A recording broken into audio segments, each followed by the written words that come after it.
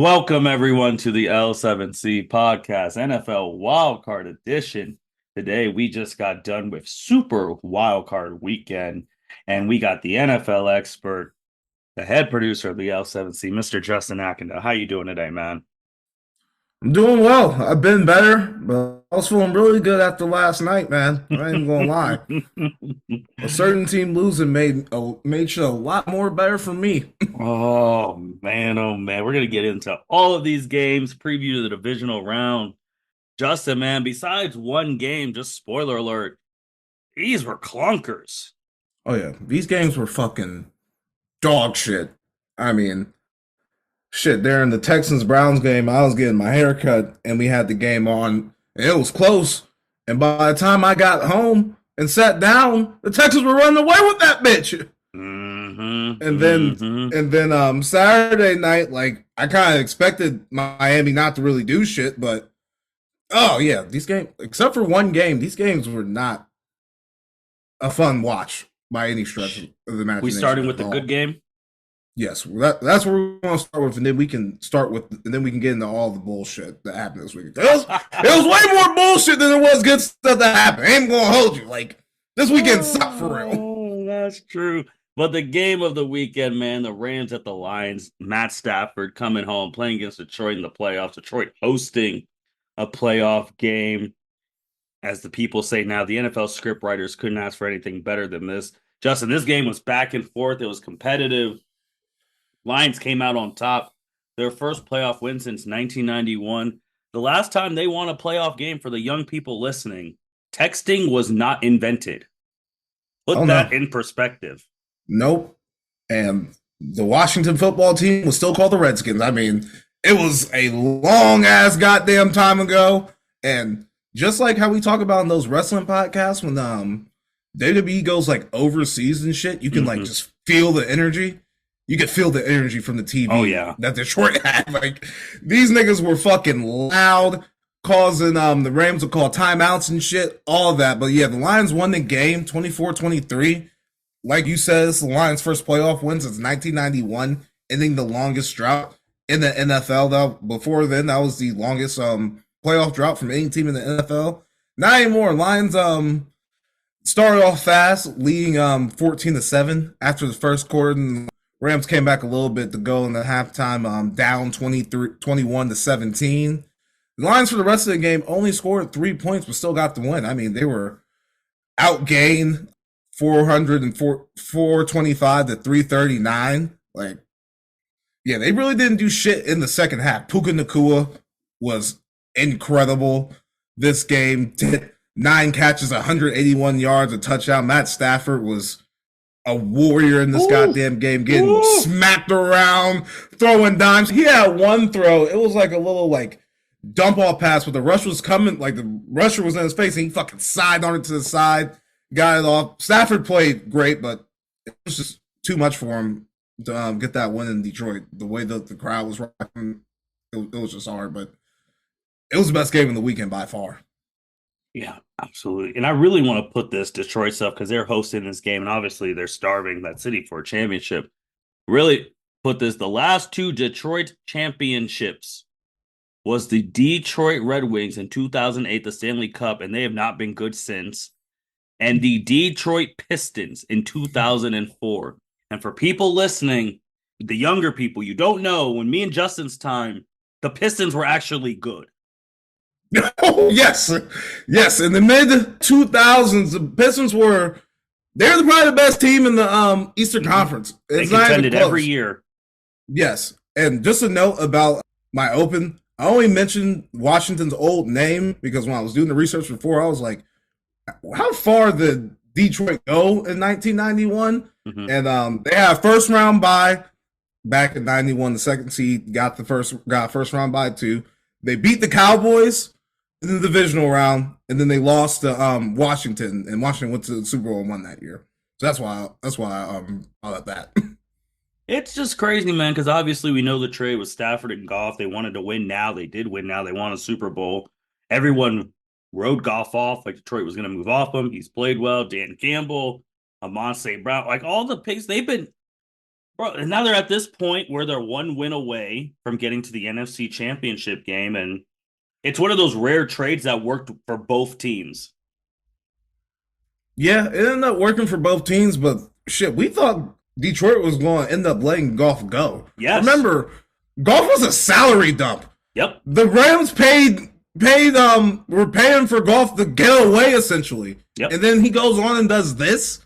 What, 2 years later? Just incredible stuff. Like it's honestly wild. Yeah, man, and they got a good young team, and Dan Campbell, like, and they got a good shot to make it to the NFC Championship game. But the next game, and no, real quick too.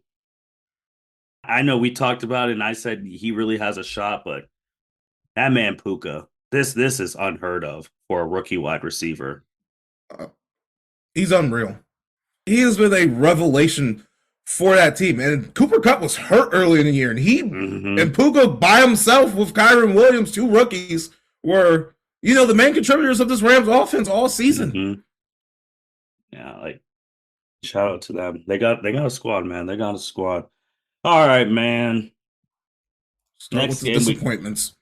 The disappointment era, as the kids would say. Packers at the Cowboys.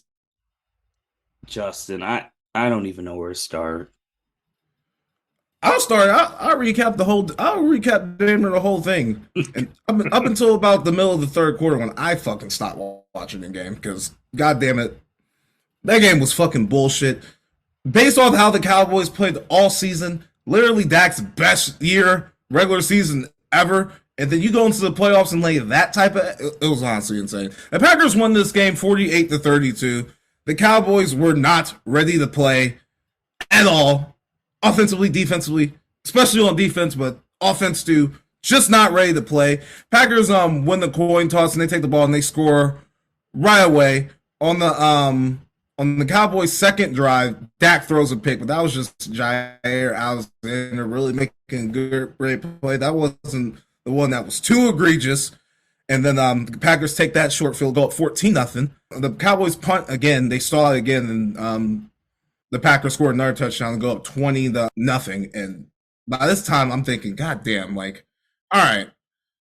As a fan, our best possible outcome is about 3 minutes left once they go 3 minutes left before halftime, and they're up 20-0. Let's see if we can, get a touchdown. Then we get the ball second half and see what the fuck happens. And then Dak throws a pick six to Darnell Savage. It's 27-0. The game is essentially over at this point. And yeah, they just took too long to do anything. I mean, the second half they started like getting into the air, started scoring, but the defense just didn't help them at all. It didn't even matter that in the second half the offense kind of turned it around because the defense was just giving up big chunk plays every single time. Every single third down, there was someone on Green Bay wide the fuck open getting yards. I mean, the Packers averaged 17 yards a reception that game. 17 yards a reception in the football game. I mean, it was just god awful. I mean, the defense gave up 415 yards, 7.7 yards a play. Gave up 7 touchdowns. 7 touchdowns to the Green Bay Packers. I know Jordan Love has been one, the best quarterback since like Thanksgiving, but goddamn, the defense got no pressure. Jordan Love wasn't sacked one time. I mean, Michael Parsons got a couple of holding calls, but other than that, he really ain't do shit the entire game. The defense played god awful, and they weren't playing like that the entire year. It's just mind blowing after a year where the Dak's in the MVP discussion. The Eagles cough up, and we're going to talk about them later, cough up the division. The Cowboys win that shit. Get the playoff game. Oh, not to mention, going up into this game, the Cowboys were 16-0 at home the past 2 seasons. 16-0. Their last loss before Sunday was week 1 in 2022 against Tampa. They haven't lost a home game since. They win that game against Washington, and the Eagles lose against Giants, and the home game is guaranteed. And then they do that. Just come out flat. Offense can't do shit in the first half. Defense couldn't do shit all game. just a terrible performance. I mean, I doubt fucking Mike McCarthy keeps his job. Dak's locked in for another year. I know he was probably thinking he was going to get more money after his season, but after that playoff game, 2-5 in the playoffs overall, I don't even know what to do with him. I know he's going to be back next year because we owe him too much money, but I don't know. But yeah, I think Mike McCarthy's gone. Dan Quinn was probably already leaving to go coach Seattle. They're probably looking at him sideways like, how? We gonna let you run the team after Pete Carroll now? Like, it was just a god-awful performance. Man, it was so embarrassing for all the reasons you said. But just the fact, too, that like this defense, man, like at home, it was so good. I just don't understand like what the scheme was. Like these players should not have been as wide open. Like there were plays where they were wide open. I'm like, what is happening? Getting cooked. Romeo Dobbs. Romeo Dobbs. I mean, also couldn't stop anyone running the ball. Aaron Jones ran for 118 yards, but I expected them to be able to run the ball. I didn't expect them to go crazy throwing that. Romeo Dobbs had 6 catches for 151 yards and a touchdown. 25 yards a catch. So embarrassing.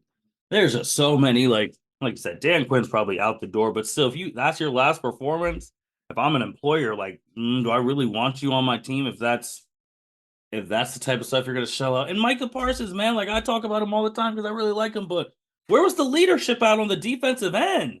I mean, they just weren't ready to play. Like, simple as that. They came, you got to put that on the coaching. Yeah. I mean, you got to put that on the coaching. How do you go into that game after that season? It was a good season. Shit, a great season. You're winning division. Philly's collapsing. You're the second seed in the NFC, and then you do that. You come out flat out the gate, down 14-0. Turnovers, pick sixes, big chunk plays. Defensively, it was bad, man. It was fucking. I turned the shit off. I turned it off. I'm not even about to watch this shit no more. Like you talked about McCartney's, like, where do you go from here, man? Because it's like, what do you improve on? Because like you said, it was a great season, number 2 in the NFC, and you won the NFC East. Like your team, CD Lamb had a breakthrough year this year, so you're gonna have to pay him. Like defense at home was amazing. It's just Dak was in the MVP discussion. What do you do? You fire a coach because I don't. That game specifically was not a Dak issue. They came out flat. The whole goddamn team came out flat. So it wasn't like Dak was doing some shit that was, cost them other than the pick 6. But yeah, I don't even know what you do. I mean, first off, you fire Mike McCarthy with the coaching pool that's out here right now. Bill Belichick, he ain't gonna be a Cowboy, but Jim Harbaugh's out there, Vrabel, and these are, the 3 coaches I named. These are tough, culture changing type of coaches. These are the type of coaches that you want to change the culture. And that's what the Cowboys need. They fold in every tough situation. When it comes to the playoffs, these niggas are going to fold every single time. It is always fucking something. Like, I do not understand it. It's always something. It's never just normal. It's always something. And the Packers, like, I don't understand how the Packers have had their number throughout. And just on their flip side, they're ecstatic. They're way ahead of schedule. Jordan Love's already won a playoff game in his first year starting. Like, and he balled out. Like, and this is the same exact team Aaron Rodgers had. The same team. And didn't make the playoffs last year. And now they're in the divisional round. And so, yeah, that is a whole different story that, I don't give a fuck about Aaron Rodgers. I'll tell you that right now. Like, he does look like Bobo the goddamn fool asking out this situation. Like, Aaron Rodgers asking out to begin with was so dumb. Like the Packers aren't one of the teams that are always in the mix. Like, it was odd. And that nigga's at the Jets with his fucking bum Achilles now, watching the Packers in the second round of the playoffs. Yeah, it was a perfect thing. You always won the division, which means you basically guaranteed yourself at least one home game, and you're Aaron Rodgers. You go into a person's place, they're going to be afraid. Yeah, but Jordan Love looked a lot like prime Aaron Rodgers there in that game. But niggas were wide open. Like I could have made some. I could have made some of those goddamn throws. Yeah, and I know we're going to talk about it later, but the other quote unquote rookie, he's not a rookie, but first playoff game starting. Him and CJ Stroud had the same exact numbers besides 3 yards. That is crazy. That is wild. That it's more impressive for CJ Stroud because he is actually a rookie. Fucking Yes. Jordan Love has been around. He's been sitting, watching, waiting for his chance. But CJ Stroud literally just got here this season, and he has totally turned that franchise around. Him and D'Amico Ryan. Yeah. And we'll get to them. We'll get to them later. But also, there was 2 teams in the NFC East that were in the playoffs. The Super Bowl runner-up, the Eagles, they just played on Monday Night Football against Tampa Bay, and the Eagles got killed. They lost 32-9, and I'm gonna let you take the Eagles side on this. I'm gonna focus more on the Bucs thing. No one expected anything from the Bucs this year at all. Thought they were gonna be NBA terms a lottery team, and they took care of that terrible division. You still got to play the games. Baker, I think that's the best position for Baker when he's under the radar. No one's really paying attention. And Justin, man, they're in the divisional round, and no one thought this would happen at the start of the season. No, I mean, and with all that I've said about the Cowboys, that was just one goddamn game. And, over the course of the seasons, it builds up because it always fucking happens. But the Eagles' collapse has been a month long. These niggas have been playing like dog shit for one fucking month. And then I listen to the media all goddamn like, oh, the Eagles won't come out. They're going to win this game. Everyone was on the Eagles. I'm like, for what? What the fuck have y'all been watching for the past month? Because I don't see a team that's about to go up on the road and win a playoff game. Depending on the app, it was a 2.5 to 3-point favorite for the Eagles. And the line didn't move, essentially. The line didn't move. The fucking the pro gamblers, they took Philly. They went up to 3 for a little bit. So they bet that shit up. So for the people who don't understand gambling, that they were a 3-point favorite on the road, which means if they were at home, they'd be a touchdown favorite or close to it. Yeah, probably because you basically get 3 points for being at home. Mm-hmm. And yeah, they probably would have been closer to. It probably would have been like 5.5, 6 if the Eagles were at home, which is crazy. Yeah, but the Bucs won 32-9. The Eagles just didn't show up, and just like they did against the Giants in Week 18, they did the same thing in the fucking playoff game. They didn't fucking show up. They were outgained by Tampa 426 to 276. The tackling was horrible. Anytime Tampa won the first down, run the ball, they got that shit because the Eagles could not tackle. The passing game was limited, but A.J. Amber didn't play. But I don't think that really would have helped anything. Honestly, they just couldn't get done. And I knew the Eagles were really done that game when their tush push didn't work. Yeah, and that shit did not score. I was like, oh, these motherfuckers are in trouble. It was funny, too, because I kept waiting for the Eagle comeback when it was close. And the bad thing is that game would have been a lot worse if Mike Evans catches 2 passes because he dropped tutties. I know. Like I was on the over too. The over would have hit 2. Tampa Bay came out to fucking play. Yes. The Eagles couldn't fucking run the ball, so they were one-dimensional. Fucking Tampa just blitzed. They just set everyone multiple times. Competent coaching staffs can fucking dice that shit up. A competent offense can get past motherfuckers just sending 0 blitzes and shit. It was wild. The Eagles gave up on Nick Sirianni. They gave up. They quit on that man. Baker over 300 yards, 3 touchdowns, no pick. The first quarterback in Buccaneers history to have that stat line in a playoff. Put that in perspective. Not even Tom Brady just had the GOAT. Not even Tom did that shit. And he would have had 5 touchdowns if Mike Evans didn't drop 2. It's wild. But like you said, we wrote the Bucs off. We wrote them off. And then they got an interesting game with Detroit. Obviously, I like Detroit more, but I don't know if they could guard like we know that if they keep Baker protected and that ball gets to Mike Evans, you forget they have Evans, Godwin. Like they got some weapons over there.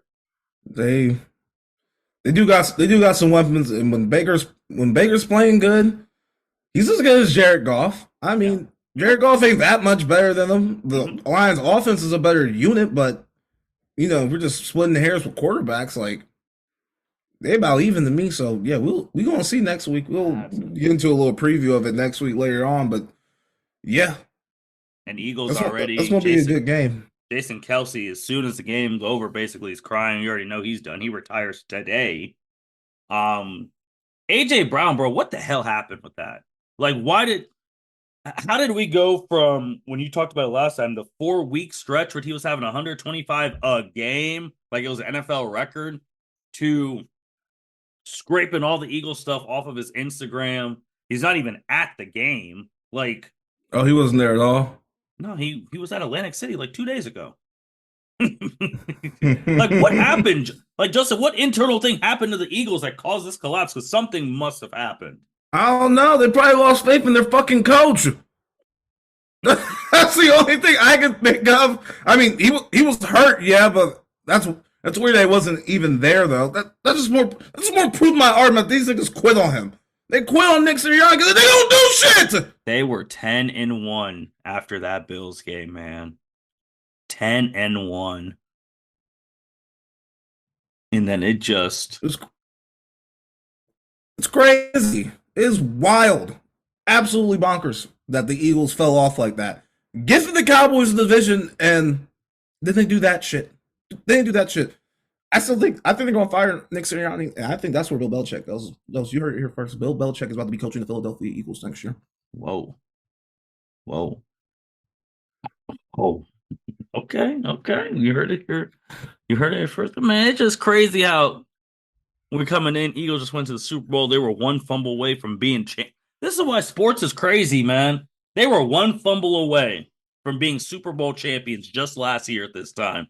To a year later, man, I don't know. The team, they're gonna lose all those people. You gotta blow this up. The coach gotta go. Why do we give Jalen all this money? Bro, it's crazy what sports does, man. It makes these motherfuckers go insane. It makes people go absolutely insane. You saw what I just did to the Cowboys just a couple minutes ago. I don't know what to do anymore. I don't know how I feel about Dak. I do know how I feel about the coaching staff. Get all them motherfuckers the fuck up out of there. But yeah, this shit makes you go fucking crazy.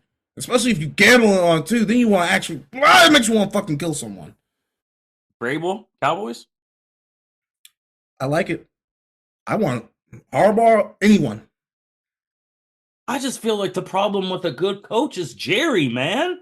Oh, that's why I'm not even like entertaining anyone saying that Bill Belichick gonna go on the Cowboys. Like that shit not gonna happen. Like the way Jerry acts, but Your owner should not be doing press conferences like he's a fucking coach. I I think Jerry's going to look himself in the mirror and like if he wants another Super Bowl before he dies, that he's going to have to like take a step back, like take some pressure off off these guys. But shit, if you look at the coaches for the Cowboys since Bill Parcells, Mm-hmm. they all been like guys that are not more famous than Jerry Jones. We've never had a coach more famous than Jerry Jones. Yeah. Well, all right, man. Divisional round. We got the Texans and the Ravens. And real quick, I know we talked about the Cowboys defense being terrible. The Browns were fucking awful. They were terrible. Joe Flacco, that magic died. You were out getting your hair. I was out at dinner and I saw those 2 pick sixes in a row, and the whole restaurant just put their heads down. I was around a whole bunch of Browns fans, and that was bad, man. Flacco was like It was time. It was coming, but that not Flacco was doing that shit during the run. He was still throwing interceptions. Like I'm not mad that pick sixes though, back to back. you don't have the expectations with the Browns that you do with the Cowboys or the Eagles for the simple fact that was their fucking fourth quarterback that they started. Mm-hmm. Flacco off the street. The defense, yeah, but the defense was playing like shit on the road all season. If you really think about it, if you look at some of the numbers, so I I wasn't too surprised at that outcome. I ain't gonna rip them too much. They got their own issue. They got their own issues that they gotta worry about, and that's fucking the nasty man himself, Deshaun How do you Watson. think Deshaun's feeling? Like, man, the team that left in, they're basically like, you're out now. Like they've already replaced him and gotten like He probably feels some type of way about it, but he should be worried about how can I get Cleveland to what Joe Flacco got him, if we're well, being completely honest. he needs to play. But Texans are going to the Ravens, the number one seed in the AFC, man. The Ravens won the game. They played 25-9. They've been resting, like you said, for 2 weeks. You like the Ravens in this one? I like the Ravens to win, Texans to cover. The Ravens defense 9.5 is ranked it's ranked number one in the league. But it's going to be a tough game because C.J. Stroud, like, you can't even consider this man a rookie quarterback anymore. Like, he's made through the whole season. He's got a playoff win. He is like that. You know, Tank Dell got hurt. He got hurt during the season. He came back through that. Like, this is definitely going to be a tough game for the Ravens. I think they're going to come out a little slow from the layoff because they didn't play a lot of their key guys against the Steelers in Week 18. So I think they come out slow. And then just Lamar Jackson has a lot of pressure. He has a lot of pressure. He's the number one seed. He hasn't won a home playoff game in his career. Never been to an AFC Championship game. Yeah, he's never been to the AFC Championship game. He's been hurt the past 2 seasons going into the playoffs. This is the first time he's healthy in the playoffs in a while. So yeah, there's a lot of pressure on him. And shit, you see what this pressure does to some of these players, i.e. Dak Prescott, fucking the Eagles. So yeah, I think they come out slow and I think they get the dub. But yeah, I definitely did Texans cover. I already bet it. So Justin, my thing with the Texans, Packers, Bucs, and the Bills, those 4 teams, they've all been in the playoffs for almost a month and a half because they've all had to win games. If they lost the game, they're out. Like, they wouldn't be in this position. So, like, how big is that an advantage for those 4 teams? Like, hey, if we didn't win every game or didn't win 9 of 8 or whatever, we wouldn't even be here. Like, from that day when the Bills lost to the Eagles, they had to win out or they weren't making it. The Eagles were the 1 seed, the Bills were the 10th. And they had to, and everyone had to win out. The Packers were out of it until Thanksgiving. No one was paying attention to the Bucs. Like, the Texans were back and forth with the Colts and the Jags, and they didn't get into the last day. Like, how big of an advantage is that they've all been playing like pressure football for the past month? It definitely sharpens the iron. It definitely gets you used to the pressure of the playoffs. The playoffs are a lot more intense, but you can't discount, at least in the Ravens and the 49ers examples, is they're getting healthy and they got the home field. And for the 49ers specifically, like, shit. It's their time. It's time. Yeah, they get Pat, which when we get to preview, I won't tell you that I think they're going to roll the Packers, but are they really scared of Detroit or Tampa in the potential NFC Championship game at home? They'll be favored against every team they play against. Right. So I don't think it's going to be too much for them. And they know, like, and they've been through the ringers. Like, they've been in this position before. They know, like, it's Super Bowl or bust for us. Like, we got to get there. The Ravens, on the other hand, like, that layoff, they're seeing the other teams lose. They really haven't been in that spot before. Lamar Jackson got all that money this year, so he has to prove it to himself. This is a lot more pressure on the Ravens to win than it is the Texans or shit, even the Bills or any of those teams or the Packers, because we didn't think they were going to be here. And the 49ers, they know that they got to go to Super Bowl. Like, losing in this round is literally not an option for them. So I think they are going to come out and be focused. But the main advantage that you get from being able to rest at home is that week off in the home field advantage. And we can't discount that. Yeah, that's why I'm just afraid with the Ravens one, man, because I feel like they're going to be stiff. Like, I just feel like with all that pressure, you speak of Lamar's going to win MVP this year, so he's already going to get a second one. You're going to be a 2-time MVP, never been to the AFC Championship game, and you've been the number 1 seed twice. Yeah, I don't give a fuck what any of they say. These players hear that shit. Oh, yes. They hear motherfuckers like me and all the niggas on ESPN and Fox Sports talking all the goddamn time, just talking shit. They feel that pressure. They do. Because anyone who says we don't hear that, I'm like, so do you own a smartphone? Right. Do you have a friend group? I You know got that shit. You got that phone on sleep mode all goddamn day. you don't talk to your boys back at home or anything like that. I know your boys in the first sending you stuff like, hey, did you hear what so and so said? Did you? I already know you are. Like, just you don't have to. It's one of those sports cliches. We know the truth. Like, we know you're hearing it. You don't have to say that. Oh, we don't hear it. It's okay, man. Like we hear it. We all hear it. We hear it. We hear it from people we don't even listen to. Our algorithm, y'all all on Twitter, or all on social media. We're scrolling. And it's like, damn, you see that person talking shit about Lamar Jackson? I don't even know who that is. And it's coming on my timeline. So I can only imagine what's coming on your timeline and your family's timeline. Like, but they gotta win. The Ravens have to win. Yeah, it's a lot of pressure on them. You can't be the number one seed and let. I know I just said he ain't a rookie no more, and he's not, but he's still a rookie, and you can't let a Houston Texans team come up in there and beat you and knock you off. I will say just real quick before we go to the other games, there are 1, 2, 3, 4 black quarterbacks in the divisional round. Just saying. Hey. Just throwing that out there. And one of them is going against that 49ers team. You want to talk about history. The past couple of years, the 49ers have had the Packers number with Aaron Rodgers. This is in San Francisco. They're also a 9.5-point favorite. I agree with you. I think the magical run for the Packers, it's over. Because you won't. Now, if somehow San Francisco loses, I'm on the point. Someone's got to go. I don't care. Someone's got to go. Bro, man, you might be right. No, you can't be fully helped. I'm tired of giving that man excuses because last year, I get it. You literally had no quarterback on your roster, but you would not make it. You were making it with Jimmy, all this shit, and never get the job done. You lose to them at home when you're the super. Nah, someone's got to be a scapegoat. Someone's got to go. Yeah, and this is the odds-on favorite to win the Super Bowl right now, with the Cowboys losing, the Eagles losing. Mm-hmm.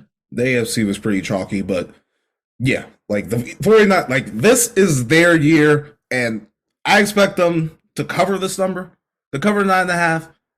The Cowboys kind of proved it last week. You can move the ball against Green Bay. I know it was all pretty much in the second half when the game was over. But I'm going to tell you right now, the 49ers aren't going to come out as flat as the Cowboys did. And the defense can be ran on, the Packers defense.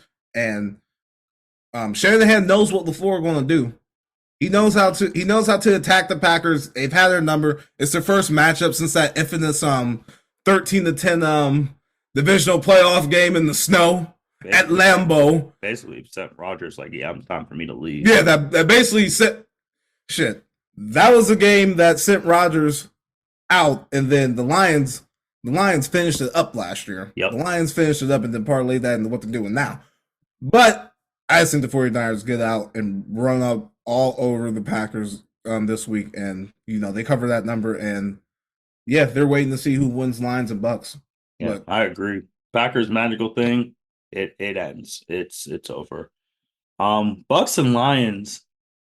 Justin, this is interesting, man. I feel the Lions, but Todd Bowles, defensive coach, if he stops that offense, like I could see Bucs keeping this real close. I think the Bucs cover it.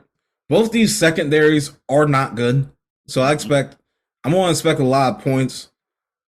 I expect Mike Evans to have a big game, Baker to have a big game, Goff, St. Brown, Laporta. I did not know Laporta was going to be playing last week. Yeah, man. In the game, I thought he was done for the season. So good for him to be out there. But yeah, the Lions do have a lot offensively, and I think they're going to go to the NFC Championship game. I do too. It's definitely going to be a tough ass game. Like the Lions ain't going to just come whoop their ass. I think the Lions really, the thing is, if it starts snowballing, Lions score on their first drive, Bucs get a 3-and-out. Lions get a field goal. It's 10-0. That crowd is in it. It's over. I think the Bucs are going to be able to move the ball against them. They got to. I do. And the over right now is 48.5. I do like that over.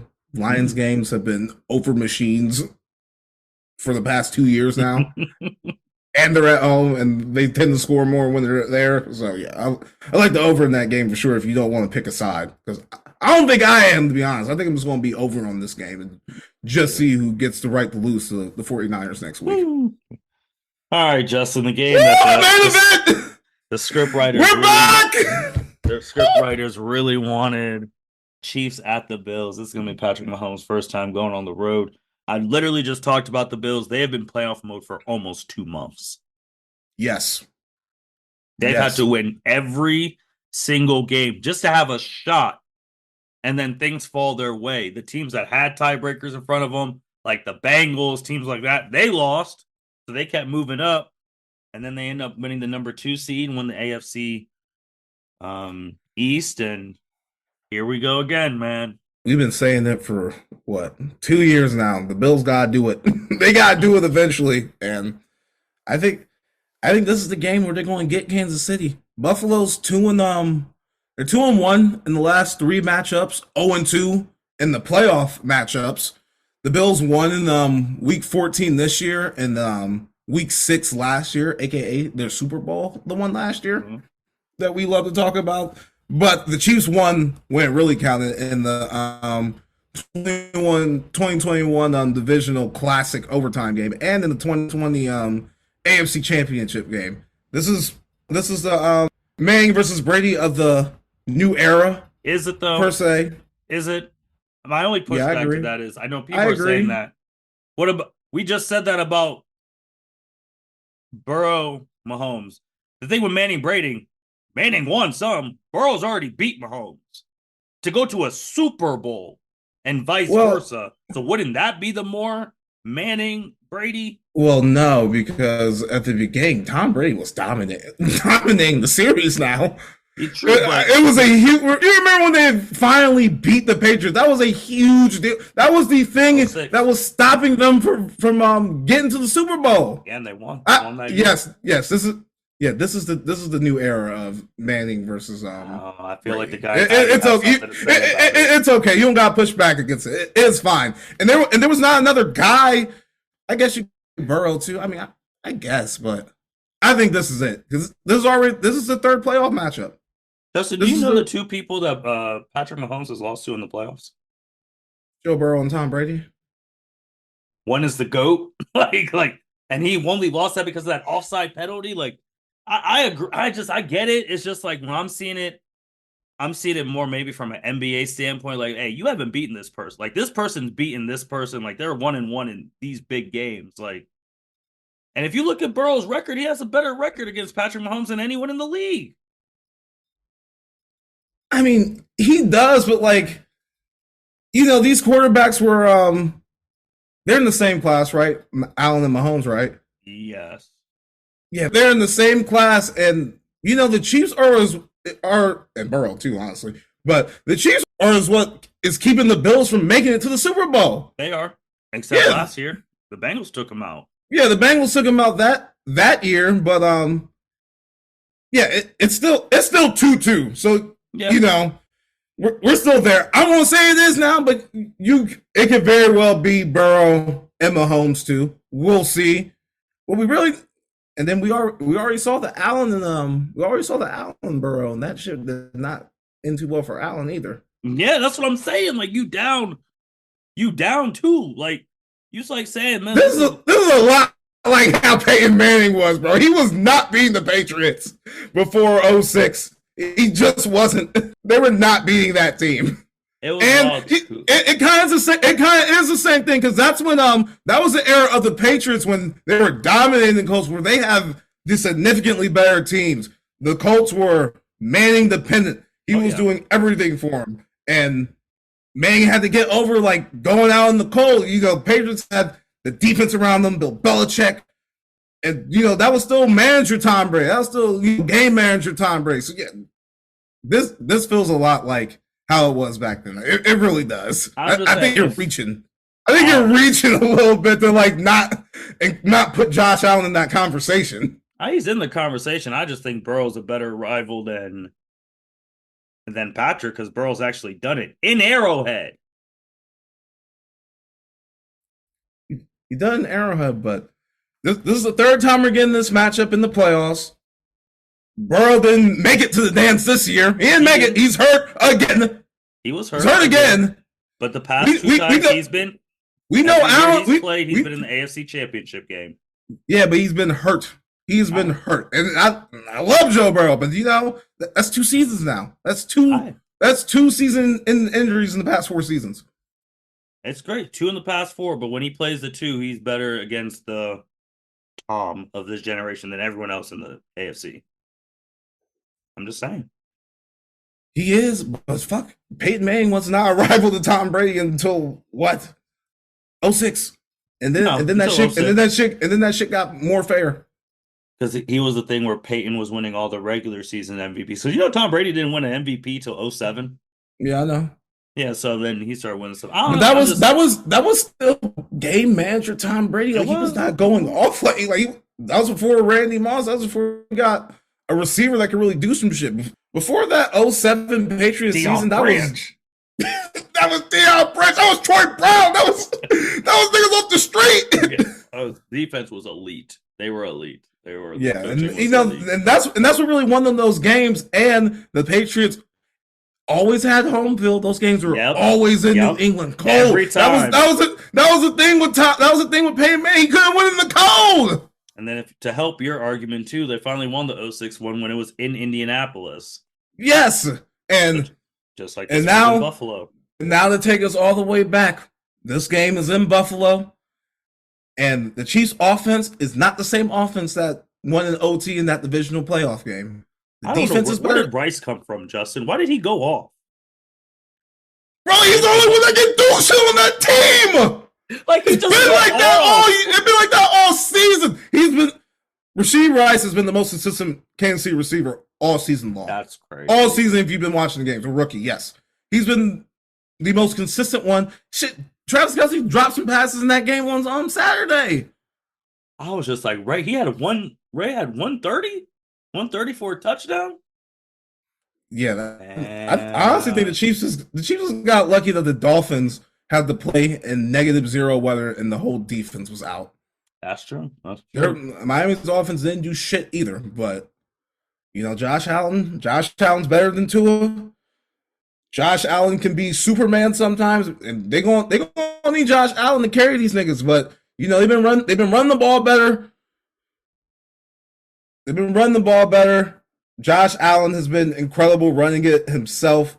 I like the tight ends better for Buffalo right now with Dawson Knox and Kincaid. Diggs is due. Diggs is due for one. Gabe Davis is due. We haven't seen Mahomes in this situation on the road in a road playoff game. I think this is Buffalo's time. I know Buffalo is going to beat them. It's time. You're saying it. No, I don't think I know. Take the 3. Take the 3. They got to do it. You want to talk about pressure outside? And then most pressure. They got to do it. And then what you've been saying. The Bills have been playing for this spot for a month. Mm-hmm. For a month. They've been a month and a half at this point now because we're almost in the middle of January. For a month and a half, the Bills have been in must-win games. They are seasoned. They are ready. They did have Russell Douglas get hurt in the last game against Pittsburgh, but I am on the Bills. I think we're going to get a fucking legacy Josh Allen game. They got to win this game. You're absolutely right. I'm going with the Bills here. Oh, yeah, they're winning. They're winning. Because God help them if they lose. Because you want to talk about rivals and all that stuff. You see a rookie quarterback in Houston. You got Burrow. You got Lamar. Like, there's too many quarterbacks in the AFC. You don't know how many shots you're going to have at this. You got to get it now. This is the most vulnerable offensively the Chiefs have ever been in the Patrick Mahomes there. You got to do it. They do. If you're going to get the Chiefs, you better get it now. Because I don't know how long they're going to be this ass offensively with Patrick Mahomes at quarterback. Because that man is still amazing. And the players in the locker room, the Bills are like, we finally got them at home now. We got them at home now. They got to come to our house. You already know players are like that. So, man. Yeah, I just don't want to see a fucking situation last year where the Buffalo had that home game in the snow, in the in the fucking snow, and the fucking Bengals came and fucking beat the dog shit out of them. Mm-hmm. I just hope that don't happen, and I don't think it's going to happen because the Chiefs' offense has not been able to do that all season long. So I don't think that is even in the range of outcomes to happen. But, you know, for the Chiefs to win this game, they got, shit, this is crazy to say, they got to muddy the game up. They got to keep Josh Allen off the field type of shit. They're going to have to, you know. Pick him off. You know, they need Josh Allen. You need the full Josh Allen experience. You need that motherfucker to have a four. The only way, honestly, the only way the Chiefs wins if Josh Allen has a turnover game. Yeah. Yeah. That's the only way. I agree. I 100% agree. Which is now outside the range of outcomes, but I just think to get this win. They gotta get this win, and they will have the Ravens or the Texans waiting for them. And if it's the Texans, that's a home game for them too. Oh, don't get started with the pressure on that. Yeah. Ooh. All right, Justin. Who's some winners and losers for you? Oh my God. Winners. I gotta go Tampa. Okay. Tampa Bay, Baker Mayfield, and then my losers, NFC East.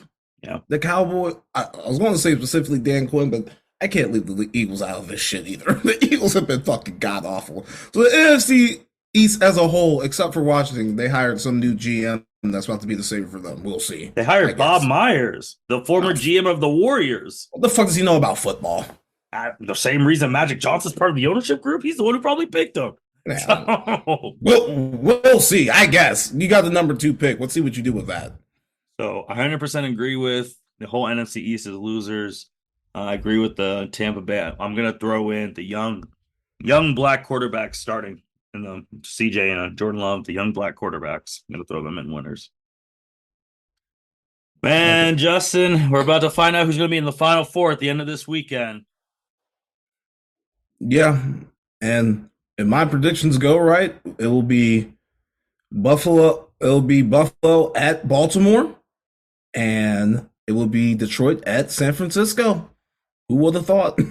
Buffalo and Ravens would be the night game because you have two quarterbacks who have never been to a Super Bowl fighting for that spot. That's night game easy. That's the main event. Yeah, CBS 6:30. Yep.